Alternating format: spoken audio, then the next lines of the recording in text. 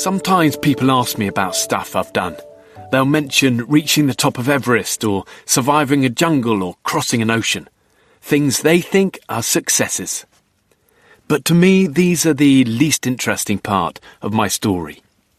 And the truth is that behind every summit, every award or achievement that makes it into a neat headline, there is actually a string of failures. My life is much more of a collection of struggles, of doubts, of fears, some of which I overcome, some I don't. A more relevant question might be, where does my strength come from? The honest answer is that I often don't feel very strong. Life can be a battle. We all feel that from time to time. But any strength I do have seems to come in the quiet moments, at the start of my day. It comes when I'm on my own, on my knees. It comes from taking time to be still with God. God. For many of us, that's a difficult word. So might be the words church or Father. To some, they might even be painful or negative. But let's try to see beyond the words, to the force behind them. That force is love. Let's remember that if our Creator really is who He says He is, then He is good. He's calling us home in a way that is powerfully unique to each of us. He's on our side, your side. He's holding out a hand no matter how far we think we've fallen. So God is love. I think so. I mean, that is all that Jesus ever wanted to share, isn't it? Love. The force He brought was goodness personified. This love is there to hold us, guide us, strengthen and rescue us. It's a power that I know I can turn to, however far away I feel. I don't turn to God to be religious. In fact, I really battle with religion as such. It seems so divisive and full of rules. Both those things turn me off. Church often portrays itself as so neat and perfect, and life is neither of those things. I kneel simply because it is where I find strength. This book will reveal that. The whole notion of strength through weakness, connection through honesty, and power through humility. It's a journey, and I'm not very far along the road, but I stay on it as best I can because my heart feels it is good. Even with a lifetime of faith behind me, I find the journey hard. I often mess up.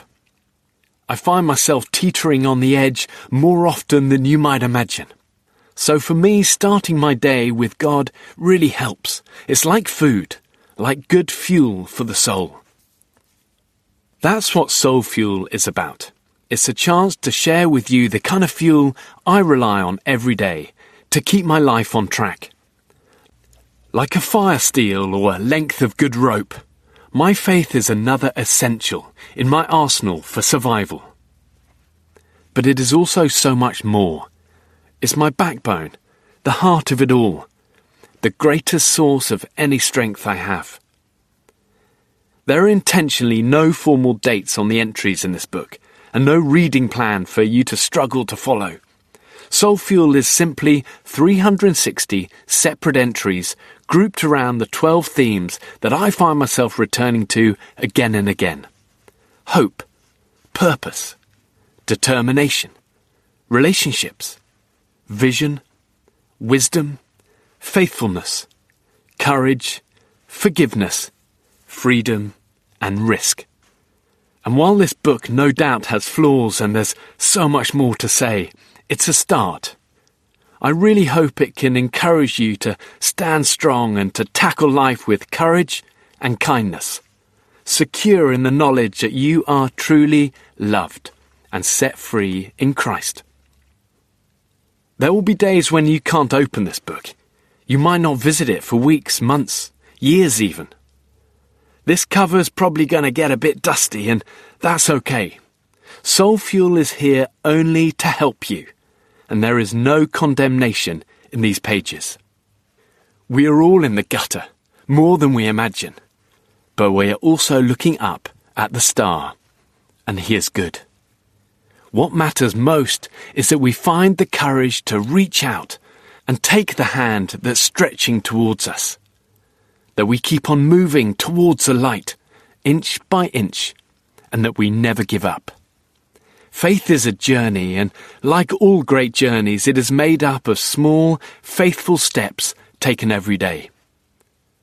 This book has fuel for your journey in its pages. Don't underestimate the power of the words of the Bible. So often they have been light to a dark path for me, and strength to a failing body. Immanuel Kant said, "The Bible is an inexhaustible fountain of all truths." The existence of the Bible is the greatest blessing which humanity ever experienced. Psalm 119 verse 105, "Your word is a lamp for my feet, a light on my path." I truly hope this book blesses, enriches, and empowers you every day.